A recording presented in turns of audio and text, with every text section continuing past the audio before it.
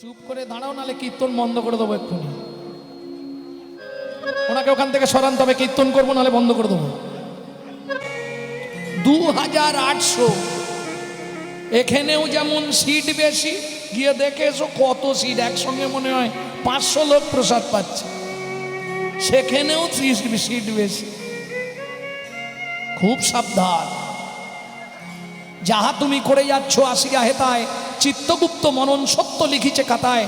সাবধানে চলো মন, হও হুঁশিয়ার, বেলা তোমার ডুবে গেলেই আসবে অন্ধকার। দেবতা কোথায়? মন্দিরে। মানুষ দেবতা হয়, হয় অবতার। মানুষের কুলে কালি দিও না কোয়া। তুমি ভাবলে দুর্গা পুজোয় 500 কাপড় দান করে বিশাল কিছু করে ফেলেছি, জীবনে বাবা মাকে খেতে দেব না, আর মরে গেলে সাধ্যে 5000 লোক, লাভ কি হবে? মুখে আছে অন্তরে নাই, তেমন শিক্ষার মুখে ছাই। মানুষ এত চালাক। এই আসতে, ও যাবার মা, এই দেখো ফার্স্ট বেঞ্চিতে কারা বসে জানো? আবার হাসে। ফার্স্ট বেঞ্চিতে কারা বসে? যারা ভালো পড়াশোনা করে। ফার্স্ট বেঞ্চিতে বসে গল্প করলে হবে না।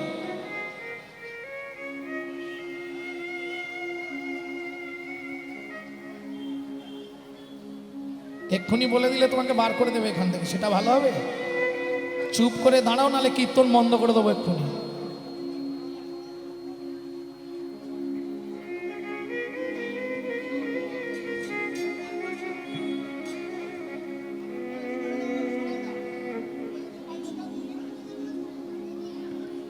ভালো দেখবে কি হয়। ভলেন্টিয়ার ভাইদের কাছে বলছি, আসরে একবার আসবে।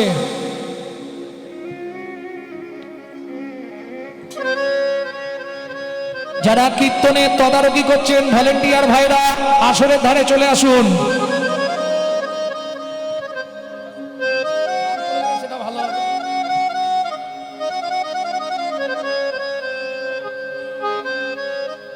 ওনাকে ওখান থেকে সরান, তবে কীর্তন করবো, নাহলে বন্ধ করে দেবো।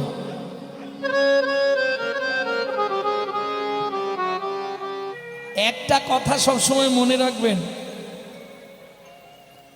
ভগবান সবাইকে সব সুখ দেবে না। হয়তো অর্থ অনেক দিতে পারে, প্রাচুর্য অনেক দিতে পারে, প্রতিপত্তি ঐশ্বর্য দিতে পারে, কিন্তু হরি বৈমুখ যারা, ভগবানের প্রতি যাদের দৃষ্টি নাই, হরি বৈমুখ যারা, তাদের সব থাকলেও মনে শান্তি জীবনে থাকে না। যখনই আপনি হরি বৈমুখ হয়ে যাবেন, তখনই আপনার মন থেকে সবার আগে শান্তি বিদায় নেবে। এটা পয়সা দিয়ে কিনতে পাবেন।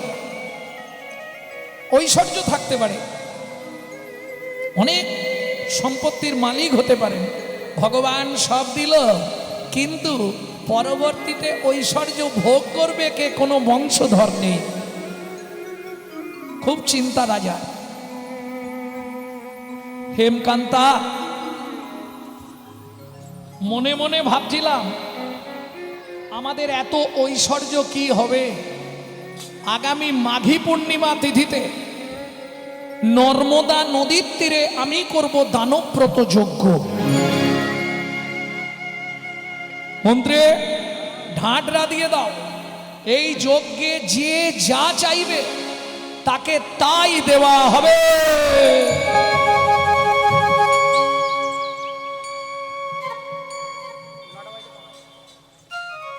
যে যা চাইবে তাকে তাই দিয়ে দেবো, কোনো চিন্তা নেই। কি হবে আমার সম্পত্তি? প্রজাদের। চন্দ্রকান্তা বলছে, স্বামী একটা কথা বলবো কি? আমার এতে কোনো বারণ নেই, তবে আমার একটা ইচ্ছা ছিল। কি? তোমার যখন এতই সম্পত্তি আছে, আজ থেকে ঘোষণা করে দাও আমাদের রাজ্যে যেন গরিব কেউ না থাকে, সবাইকে বড়লোক করে দেওয়া হোক। কি? যার মাটির বাড়ি আছে পাকা বাড়ি করে দেওয়া হবে। এখন যদি বলে অমুক তারিখে দান দেয়া হবে, কিছু মনে করবেন না, যে মধ্যবিত্ত সেও সেদিন ভিখারি সাজবে।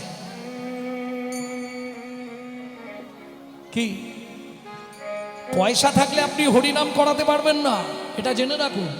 কারণ বড় লোকেদের কলকাতার বুকে বহু কোটি কোটি টাকার মালিক ভিক্ষা দেবার ভয়ে গেটে লিখে রাখে কুকুর হইতে সাবধান।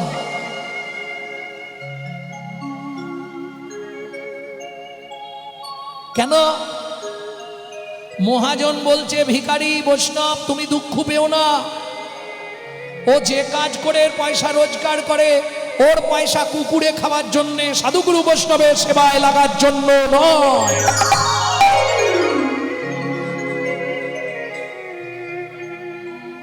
আপনি ইচ্ছা করলেও তো ভগবানকে দিতে পারবেন না।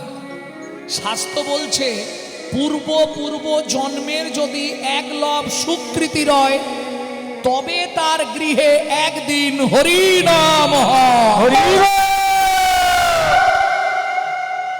বুঝে নেওয়া গেল পূর্ব জন্মের সুকৃতি ছিল বলে এখানে হরিনাম হচ্ছে, না থাকলে হতো না। পয়সা থাকলেই যে হরিনাম করাতে পারবেন পারবেন না, মন থাকতে হবে। আপনারা নিশ্চয়ই এখানে এসে রাধা মাধবকে দর্শন করেছেন, বিগ্রহটা দেখলেই মন প্রাণ ভরে যাবে। দেখুন গিয়ে, আমি দেখে 5 মিনিট দাঁড়িয়ে গেছিলাম ওখানটায়। হ্যাঁ, মানে যে বিগ্রহটা প্রতিষ্ঠা করেছে বা যে যারা খরচা করে বসিয়েছে তার মন আছে বাবু। অপূর্ব বিগ্রহ, বিগ্রহটার এত সুন্দর, আহা চোখ ফেরানো দায়, চোখটা ফিরিয়ে আনা খুব কষ্টকর।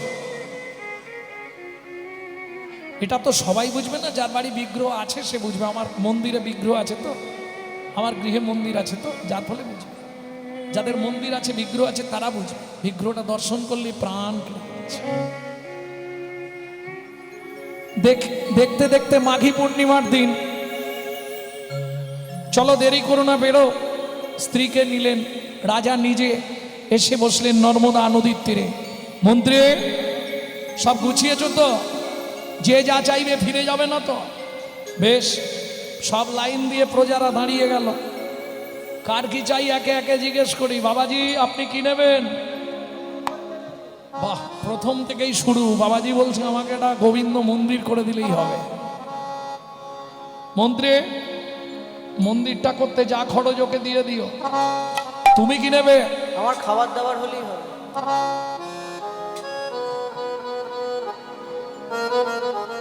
মন্ত্রী সারা জীবন ওর না খাবারের কষ্ট হয়, সেই মতোকে অর্থ দিয়ে দাও।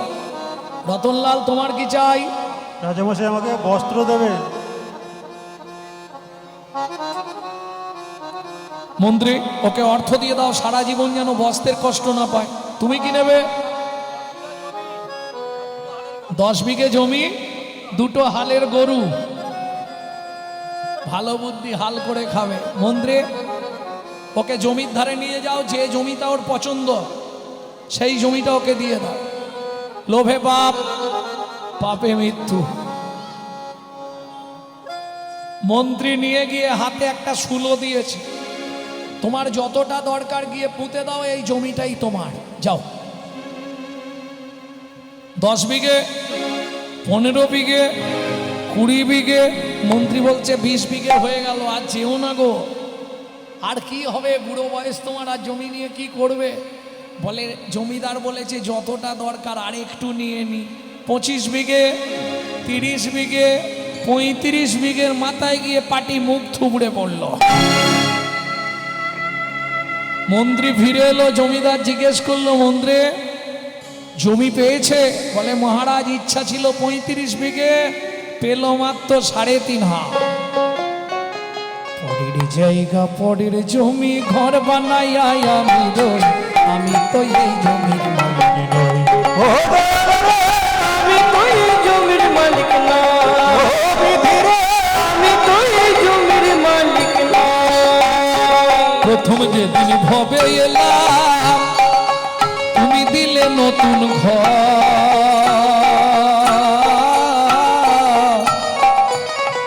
ও মায়েরা, আপনাদের কলকাতায় যদি কেউ থাকে জেনে নেবেন, যারা ভাড়াটিয়া ঘরে থাকে, মাসের 5 তারিখের মধ্যে ভাড়া না পেমেন্ট করলে হঠাৎ করে বাথরুমের জল বন্ধ করে দেয়। কারেন্ট অফ করে দেয়, বাবু লাইট জ্বলছে না, ভাড়া দিয়ে যাবেন তবু লাইন ছাড়বো, বাবু বাথরুমে জল পড়ছে না। ভাড়াটা পেমেন্ট করবেন তবু জল দেওয়া হবে। একই সিস্টেম, এটা আপনার বাপ কেলে সম্পত্তি নয়, এটা ভাড়াটিয়া ঘর। সময় সময় ভাড়া না দিলে হঠাৎ করে দেখবেন ঘরের লাইট অফ হয়ে যাচ্ছে।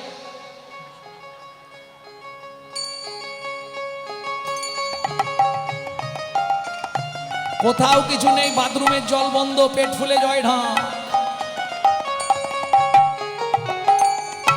প্রথম যেদিন ভবে এলা তুমি দিলে নতুন ঘর,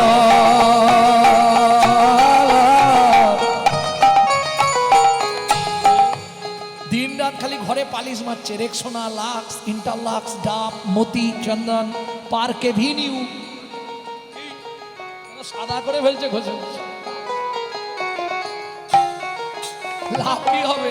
ভেতর সাদা করে, বাইরে সেজে লাভ কি? ভেতরটা সাজাও।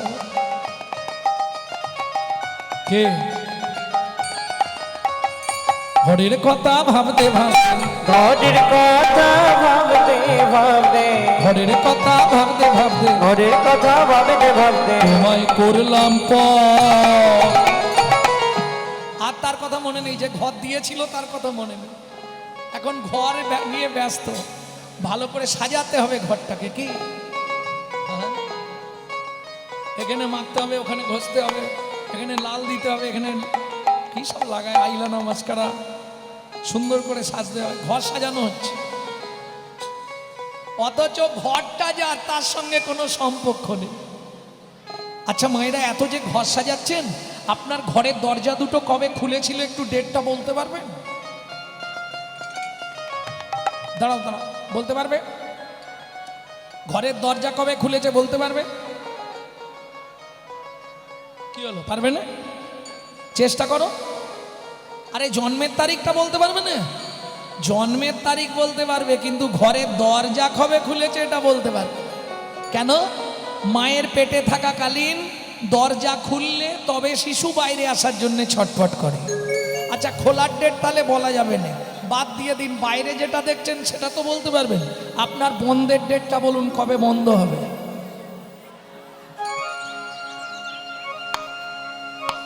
হবে বন্ধের ডেট? খোলার ডেট না হয় বাদ দিলাম, মায়ের পেটে ছিলাম দরজা খুলেছে, বলতে পারবো না। বন্ধের ডেটটা তো বলতে পারবো, দরজা কবে বন্ধ হবে বলতে পারবো না। কেন?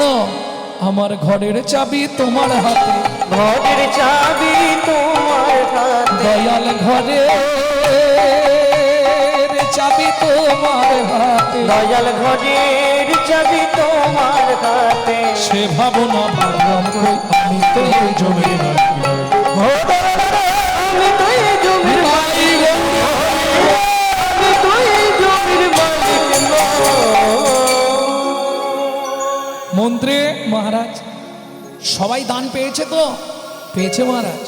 তাহলে এবার আমি দানব্রত যজ্ঞ শেষ করি। রাজা তুলসী পাতা আর গঙ্গার জল নিয়ে নর্মদা নদীর কিনারে দাঁড়িয়ে যেই না যজ্ঞ শেষ করতে যাবে, পাশ থেকে মন্ত্রী বলে উঠল, মহারাজ এত ভক্ত একবার জেনে নিন না কেউ বাকি আছে কিনা। বেশ, শোনো প্রজাগণ, সকাল থেকে যে নর্মদা নদীর তীরে দানব্রত জ্বলছে, যজ্ঞ চলছে, এইবার শেষ করে আমি জলবিন্দু গ্রহণ করব। তাই তার আগে একবার তোমাদের জানতে চাইছি, আর কি কেউ দান নিতে বাকি আছো? আমি আছি গো রাজা, আমি আছি গো, আমি এখনো বাকি আছি, বাকি আছে, বাকি আছি। কোথায় তুমি? তোমাকে তো দেখতে পাচ্ছি না। আসছি মহারাজ। মন্ত্রী, কে বলছে বাকি আছে? হেন কালে নারদ ঋষি দাঁড়ালো সম্মুখে আসি, কালে নারদ ঋষি দাঁড়ালো সম্মুখে আছি, কহিলেন মধুর বচন, কহিলেন মধুর বচন, আমি এখনো বাকি আছি, আমি এখনো বাকি আছি, রাজা আমি এখন আমি এখনো বাকি আছি তুমি আমায় দান করো রাজা, আমি এখনো বাকি আছি। আমায় দান করো রাজা তোমার দান গ্রহণের অধীন। হরি দান করো রাজা আমায় দান করো রাজা আমি এখনো বাকি আছি। আমি এখনো বাকি আছি। নারদ মুনিকে দেখেই রাজা ক্রোধে অগ্নি প্রজ্বলিত। দূর হয়ে যা সর্বভূতে পেশনির কুমার। পেছনের কুমার রাজা চন্দ্রকান্তে দান মাগো, কি সাধ্য তোমার।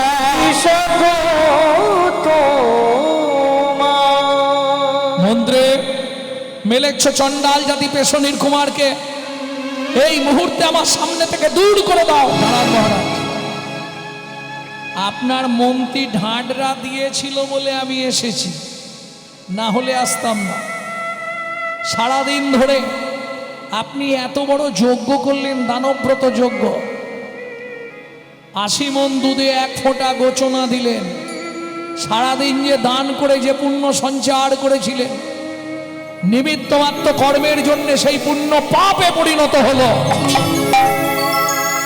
তোমার এত বড় স্পর্ধা, তুমি আমার মুখে, রাজা চন্দ্রকান্তের মুখের সামনে দাঁড়িয়ে এত বড় কথা। মন্ত্রী, একে মারতে মারতে বার করে দাও। দাঁড়ান মহারাজ,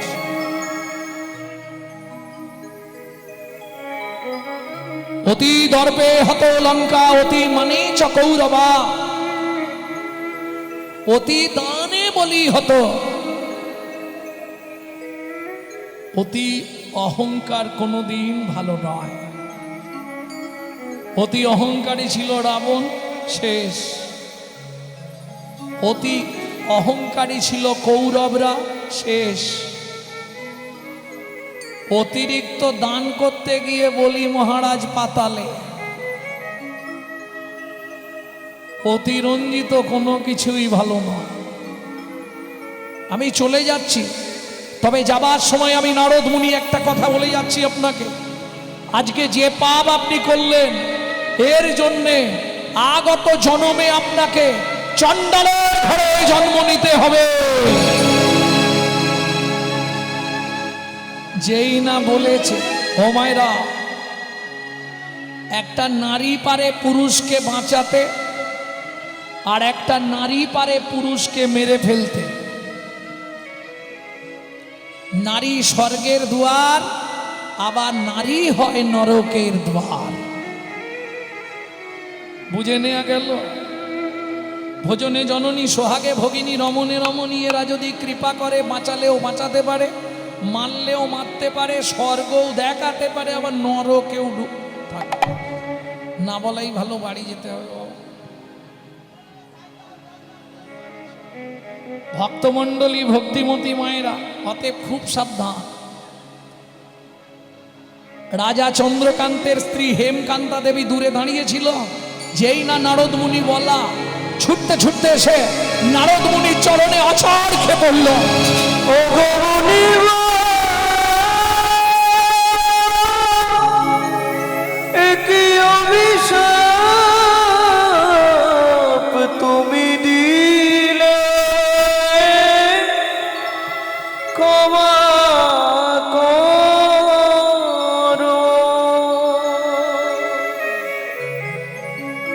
না জেনে না বুঝে আমার স্বামী তোমার চরণে কঠিন অপরাধ করেছে। তুমি তো কৃপাময়, করুণা করে এই অভাগীরে কৃপা করো।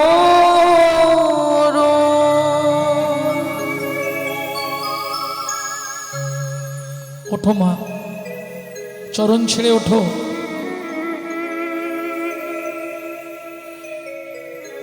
মুনিবর, আমি জানি আমার স্বামী অন্যায় করেছে, আর আপনার অভিশাপ মিথ্যে হওয়ার নয়। আগত জন্মে আমাদের নিষাদ কুলে চণ্ডালের ঘরে জন্মাতে হবে, তাতে কোনো দুঃখ নেই মুনিব। দুঃখ আমার জীবনে একটাই, জানি না কোন পাপের কারণে এ জন্মে আমি সন্তানের মা হতে পারলাম না।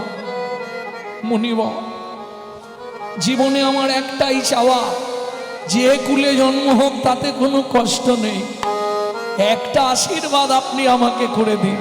কি? একটি সন্তান পাই যেন মুনি, সে তো হরি ভক্ত হয়।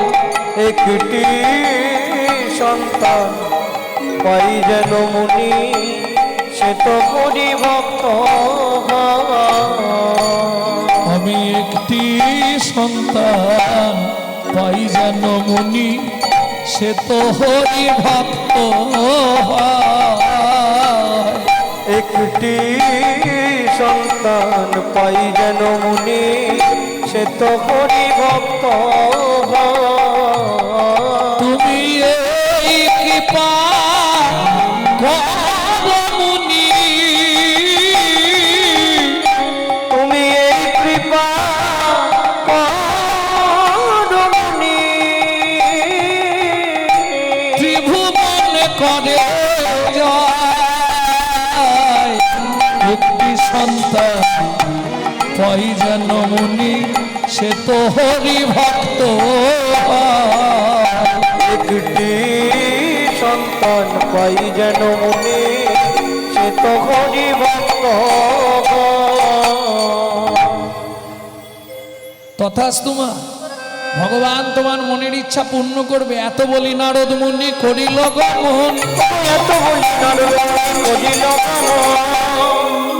আস্তে আস্তে আস্তে। আচ্ছা, আপনারা শুনেছেন নারদকে রাজা চন্দ্রকান্ত কি বলে গালি দিল? শুনেছেন কি? পেশনির কুমার, দাসীর পুত্র। সত্যি কি তাই? কিন্তু আমরা তো জানি পুরাণে বলছে নারদ নাকি ব্রহ্মার ছেলে, বলছেন হ্যাঁ? নারদের কবার জন্ম হয়েছিল? বেশ,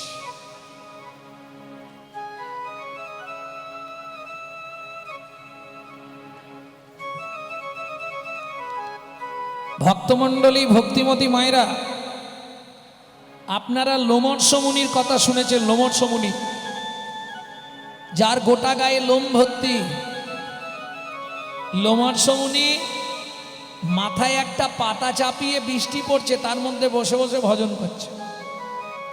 ব্রহ্মা জিজ্ঞেস করছে, লোমর্ষ মুনি তুমি এইভাবে ভজন করছো কেন? বলে কদিন আর বাঁচবো, আর কি হবে, বুড়ো হয়ে গেছি, ভিজলেই বাকি আর শুকনো থাকলেই বাকি। বলছে মুনি তোমার বয়স কতদিন জানো? তোমার পরমায়ু কত জানো?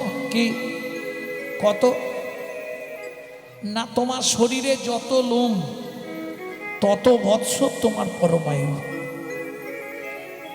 তা গোটা গায়ে লোম ভর্তি তো, যার জন্য লোমর্ষ মুনি। সেই লোমর্ষ মুনি যখন নারায়ণ শিলাকে প্রতিষ্ঠা করলো গৃহে, একজন দাসী ছিল, নাম তার সৌবানী দেবী। ভালো করে শুনে নিন,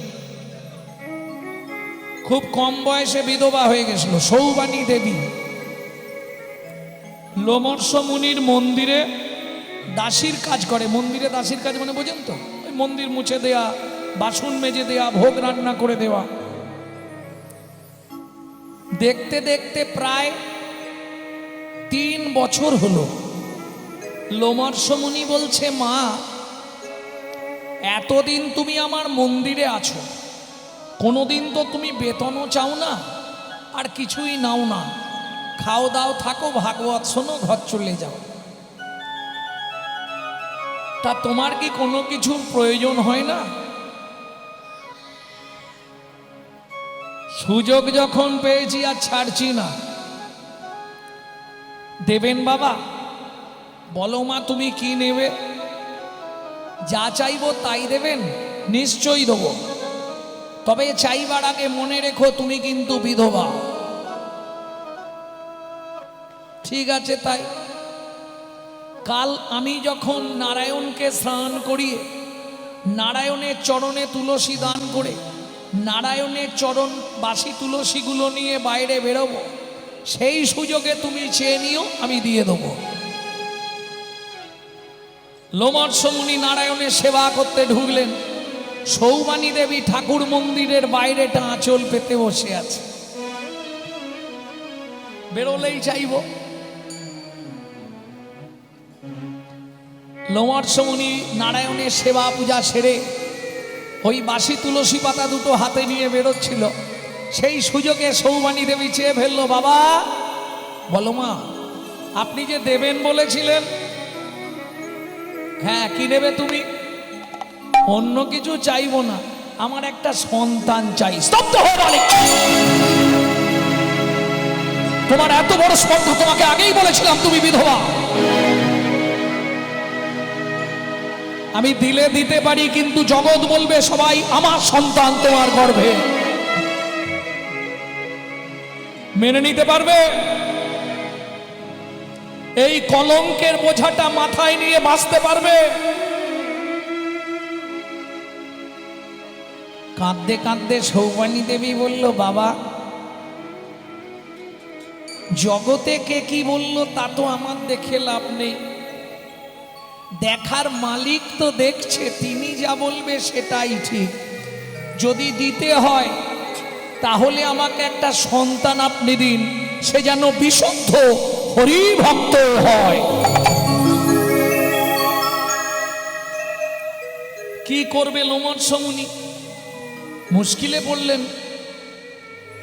হাতে তুলসী পাতা দুটো ছিল, দিয়ে বলে, মা এই তোর হাতে তুলসী দুটো দিলাম, তুই যা ভাববি সেটাই ফলবে, এই নে। তুলসী পাতা দুটো হাতে নিয়ে সৌবানী দেবী বলছে, ভগবান তোমার মতো একটা সন্তান আমায় দিও।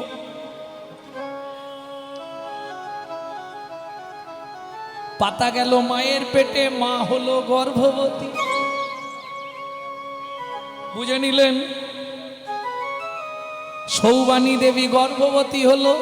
এইবার কানাকানি পাড়ায় শুরু। মেয়েদের তো কাজ নেই, কম্ম নেই, এইটুকুকে এত বড় করবে। এই এটা সত্যি না? হ্যাঁ, এরা এইটুকু যদি কথা পায়, এত বড় শুনেছিস?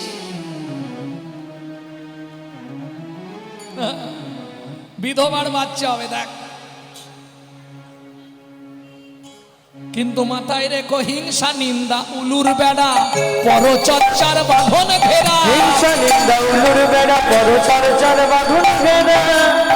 আগে জিজ্ঞেস করে নি, উলু গাছ চেনো? খুব চেনে। চেনো? উলু গাছের কাজ কি? দাঁড়াও দেখি কি বলে। আমার কিন্তু জমি টমি নেই, আমি চিনি না, হয়তো তোমরা ভালো চিনবে। এই উলু গাছ কিরকম গো? কি করে? সরু সরু ঘাস, হ্যাঁ, তার এটা কি কাজটা কি?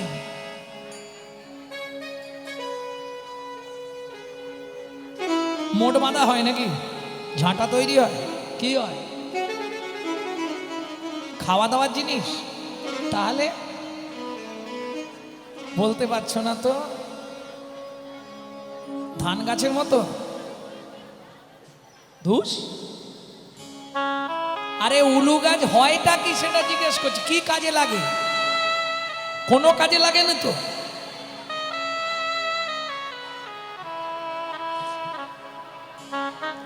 এই উলু গাছের সৃষ্টি কোথা থেকে জানো? তাহলে কি জানলে জীবন?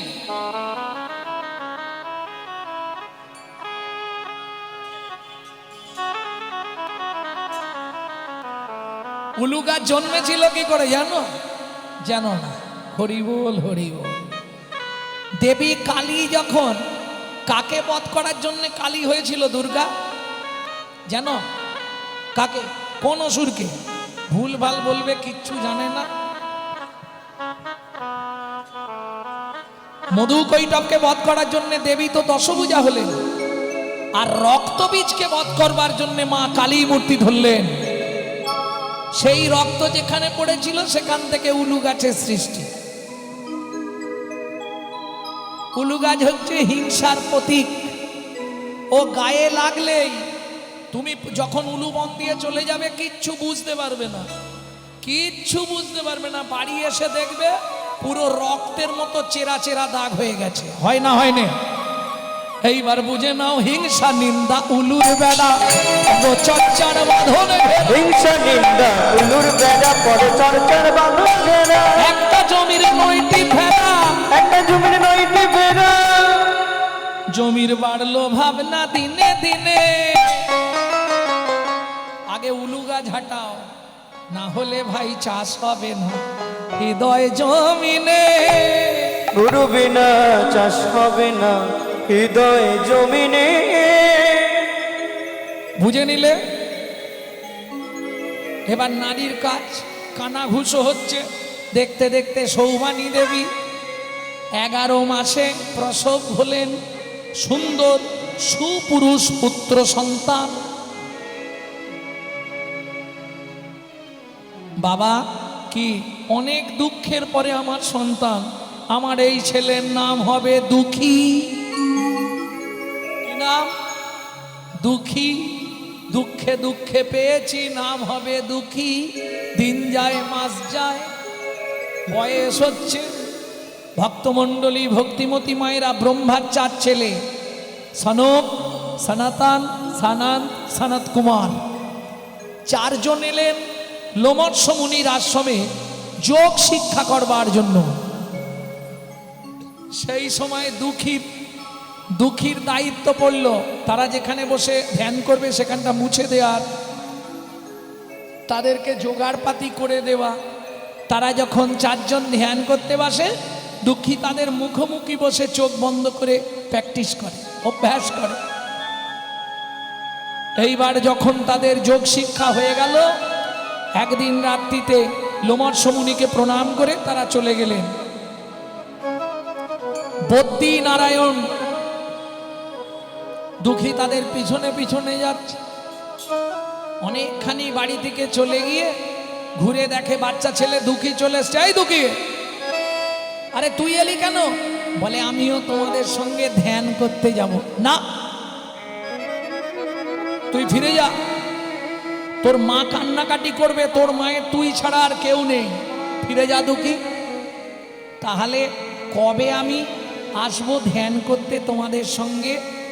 শোন দুঃখী, যেদিন তোর মা না থাকবে, তোর মা মারা গেলে তুই আমাদের কাছে চলে আসবি, তোর জন্য আমরা বদ্রী নারায়ণে অপেক্ষা করব। শুনলেন? দুঃখী বাড়ি চলে গেল। মা কি আমি ধ্যান করতে বসবো। খেয়ে দেন এদিকে তাড়াতাড়ি। খাবো না, আমি ধ্যান করতে বসবো। দুঃখী ধ্যান করতে বসলো। 1 দিন 2 দিন 3 দিন কেটে গেল। 3 দিনের দিন গভীর রাতে নারায়ণ এসে দাঁড়ালো। দুঃখী কে? আমি শ্রী বিষ্ণু নারায়ণ। বলো তুমি কি নেবে দুঃখী? কি পেলে খুশি হবে?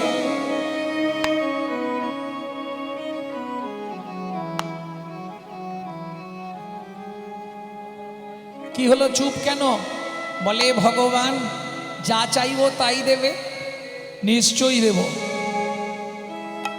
তুমি যা চাইবে তাই দেব। দুঃখী বলে মাথা ছুঁয়ে বলো। ভগবান মাথা ছুঁয়ে বলছে যা চাইবো তাই দেব। সত্যি দেবে? নিশ্চয়ই দেব। বলো কি চাও? দুঃখী বলে একবার যখন দেবে ভালো করে ভেবে নি, দিতে পারবে তো? কি? আমার মায়ের মৃত্যু দাও গো হরি, মায়ের মৃত্যু দাও। আমার মায়ের মৃত্যু দাও গো হরি, মায়ের মৃত্যু দাও। আমার মায়া কেড়ে নাও গো দয়াল, মোহ কেড়ে নাও। আমার মায়া কেড়ে নাও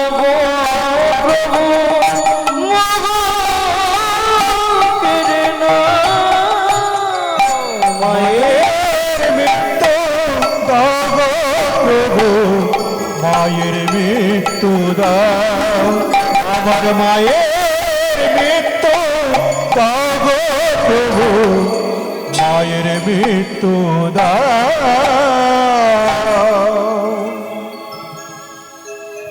চমকে উঠল শ্রী বিষ্ণু নারায়ণ, দুঃখিয়ে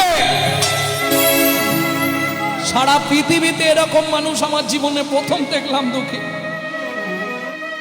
ওরে, যে মা তোকে পাওয়ার জন্য এত সাধনা করলো, যে মা তোর জন্য লোমশ মুনির কাছে এত কাঁদলো, যে মা তোর জন্য নারায়ণের চরণে এত কাঁদলো, দুঃখী তুই মানুষ, তুই সেই মায়ের মৃত্যু চাইলে? ভক্তমণ্ডলী, ভক্তিমতী মায়েরা, একজন হাত তুলে বলুন, পৃথিবীতে এমন কোন ছেলের নাম শুনেছেন যে ভগবানের কাছে সাধনা করছে আমার মায়ের মৃত্যু দাও?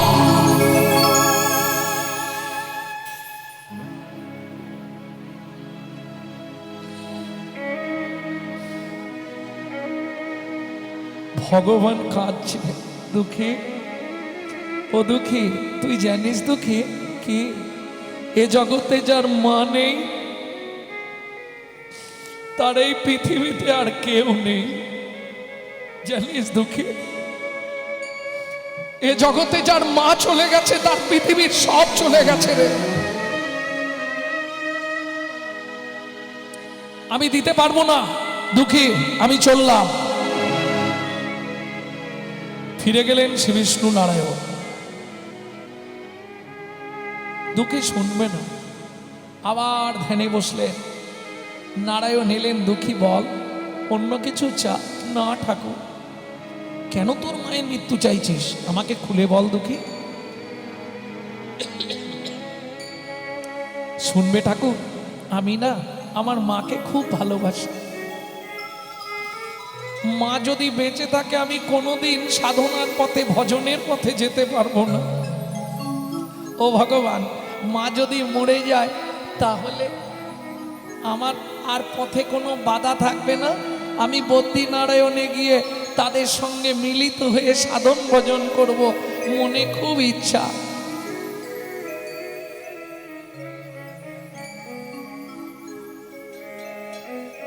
দুঃখী, অন্য কিচ্ছু চাইবি না? না, আমি তো বললাম মায়া কেড়ে নাও গো হরি, আমার মোহ কেড়ে না। আমার মায়া কেড়ে নাও গো হরি, মোহ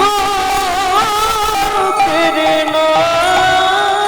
আমার মায়ের মৃত্যু দাও গো হরি, মায়ের মৃত্যু দাও, আমার মায়ের মৃত্যু দাও গো হরি, মায়ের মৃত্যু দাও।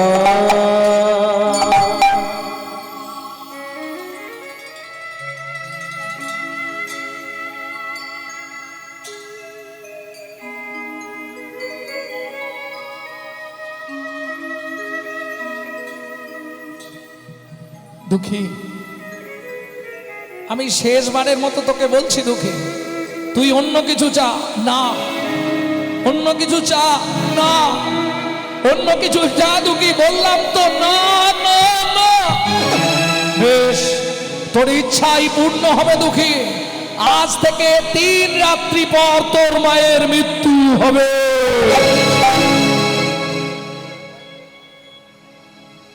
আশীর্বাদে করি হরি, চলিলে নতরা করি। আশীর্বাদ করি হরি, চলিলে নতরা করি। একে একে দিন কেটে যায়, একে একে দিন কেটে যায়। 3 দিনের দিন সকালবেলা দুঃখী মাকে বলছে, মা, ও মা, আজকে তুমি আমাকে খাইয়ে দেবে মা? কেন রে দুঃখী? আমি একটা ভুল করে ফেলেছি জানো মা। কি কি ভুল করেছিস দুঃখী? ওটা তোমায় বলা যাবে না। সেই ভুলের জন্যই আমি দিনরাত কাঁদছি। ভগবান তো চাইতে বলেছিল, তো আমি চেয়ে ফেলেছি, কিন্তু বুঝতে পারিনি জানো মা এত কষ্ট হবে। ভগবানকে বলছি আমার বরটার দরকার নেই, তুমি ক্যান্সেল করে দাও। ভগবান তো আর শুনবে না, দিয়েছে যখন নিতেই হবে। 3 দিনের দিন সন্ধ্যাবেলায় দুঃখী মায়ের পাশে শুয়ে আছে, সারা রাত ঘুম নেই চোখে। আজ 3 দিন বারবার উঠে দেখছে, মা কি হলো তো? ও না ঠিক আছে, আবার ঘুরে শোয়।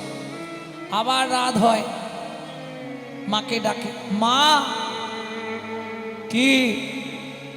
ও ঠিক আছে। কি ঠিক আছে? খালি মা মা করছিস, কি হয়েছে তোর বলতো? ভগবান যা বলেছে দুঃখী শোনা তো ভুল হয়েছে। ভগবান বলেছে 3 রাত পর। 3 রাতের মধ্যে তো বলেন, 3 রাত পর। এইবার 4 দিনের দিন রাত্রিতে দুঃখী ঠিক ওই একইভাবে আছে মা মা। ঠিক ভোরের দিকে দুঃখীর ঘুম ধরে গেছে। বাচ্চা ছেলে তো আর থাকতে পারছে না, ঘুম চোখে এসে গেছে, ঘুমিয়ে গেছে। চিৎকার করে উঠল সৌবানী দেবী, দুঃখী চেয়ে দেখ বাবা, আমার পায়ে কি একটা কামড়ালো। বিষধর সর্প ছোবল দিয়ে বিছানা থেকে নেমে যাচ্ছে কালকে উঠে সাপ। সারা শরীরটা সৌবানী দেবীর নীল হয়ে গেল। দুঃখী ছুটে গেল কার কাছে? লোমর্ষ মুনির কাছে। মুনিবর সর্বনাশ হয়ে গেছে। মুনিবর ছুটে এলো লোমর্ষ মুনি। কি হয়েছে দুঃখী?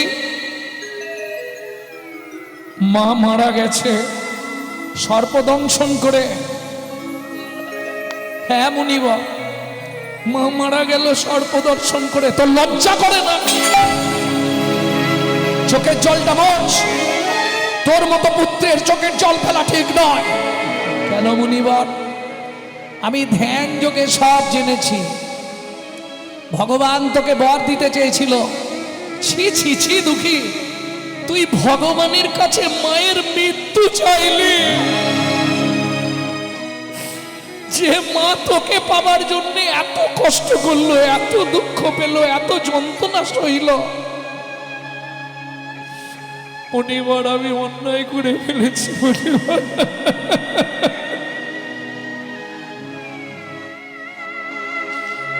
আমাকে ক্ষমা করে দিন। মুনিবর আমি অন্যায় করে ফেলেছি। আর ক্ষমা চেয়ে কি হবে? নদীর ঘাটে কলার ভেলা প্রস্তুত করা হয়ে গেছে। মায়ের দেহটা নদীর জলে ভাসিয়ে দে। মায়ের দেহটা নদীর জলে ভাসিয়ে দিয়ে দুঃখী বললে, মুনিবর মা ছিল বাঁধন, আজ থেকে বাঁধন হারা হয়ে গেলাম। প্রণাম জন্মভূমি, প্রণাম মুনিবর, আমি চললাম সাধনার নিমিত্তে। কোথায়? যেখানে চতুষ্ষণ ব্রহ্মার 4 ছেলে সাধনা করছে, দুঃখী সেই পথে চলেছে গভীর অরণ্যে। আর কত দূর বলো হে ঠাকুর তোমার মধু শান্তি ভাব। আর কত দূর বলো হে ঠাকুর তোমার মধুর শান্তি ধাম। দুর্গম পথে চলিতে চলিতে, দুর্গম পথে চলিতে চলিতে, দুর্গম পথে চলিতে চলিতে, দুর্গম পথে চলিতে চলিতে, অবসান দেহ মন প্রাণ।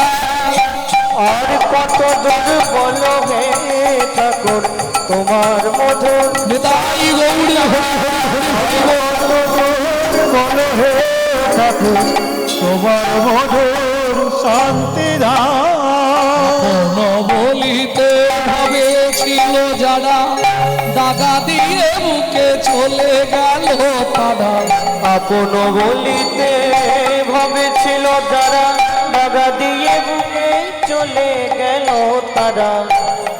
বলিতে ভেবেছিল দাগা দিয়ে চলে গেল আপন বলিতে ভেবেছিল যারা, দাগা দিয়ে বুকে চলে গেল তারা।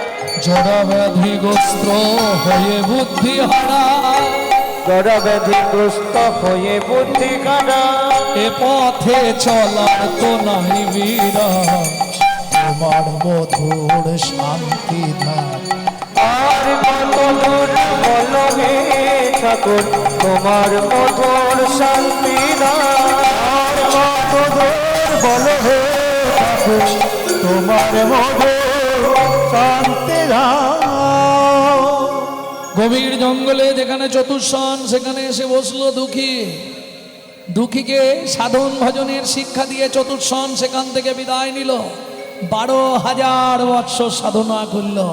ওই ছোট্ট ছেলে দুঃখী সারা গায়ে গোপ দাড়ি হয়ে, মাথায় বড় বড় চুল হয়ে গেল। কি অবস্থা! তবে সন্তুষ্ট হলেন দেবগণ। একে একে সবাই ছুটে এলো। দুঃখীর যেদিন ধ্যান ভঙ্গ হলো, সবার প্রথম মনে মনে ভাবছে আমি আগে গিয়ে দুঃখীর সঙ্গে দেখা করব। কারা? দেবতারা।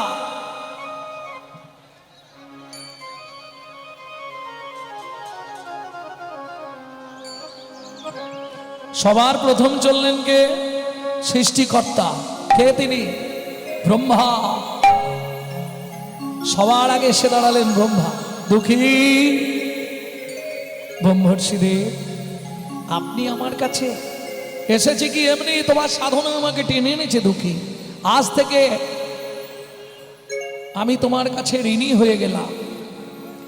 আজ থেকে তোমার দুঃখী নাম মোচন হইল, মোচন হইল।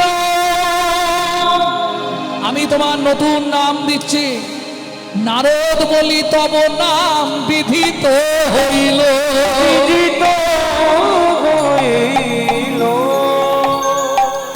এই নাও আমার হাতের কুমণ্ডল। ব্রহ্মা দিলেন কুমণ্ডল।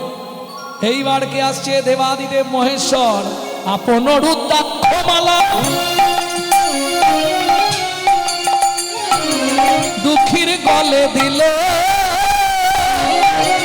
শ্রীহরি বলিয়া দুঃখী নাচিয়া উঠিল, শ্রীহরি বলিয়া দুঃখী নাচিয়া উঠিল। সরস্বতী বিনা দিয়া বলিল বচন, সরস্বতী বিনা দিয়া বলিল বচন। সরস্বতী বিনা দিয়া বলিল বচন, সরস্বতী বিনা দিয়া বলিল বচন। বিনা যন্ত্রে গানে করে মাতা হে ভুবন, বিনা যন্ত্রে গানে করে মাতা ভুবন। তাহলে এতদিন নাম ছিল দুঃখী, আজ থেকে নাম হলো কি নাম? নারদ মুনি। জেনে গেলেন আসল তত্ত্ব হলো এটাই। তাহলে রাজা চন্দ্রকান্ত ভুল বলেন তো? দাসীর পুত্র, পেশনির কুমার, সত্যি কি দাসীর পুত্র? ভগবানের চরণ তুলো শিখে তবে সৌমানী দেবী গর্ভবতী হয়েছিল, প্রমাণ করে দিলাম।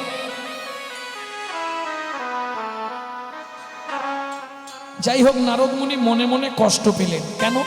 ও মায়েরা, শাস্ত্র বলছে বৈষ্ণবেতে হয় যদি ক্ষুদ্র ক্ষুদ্র অপরাধ, ক্ষুদ্র অপরাধ মহা মহা ভজনে ভজনে তুমি পড়ি যাবে মা।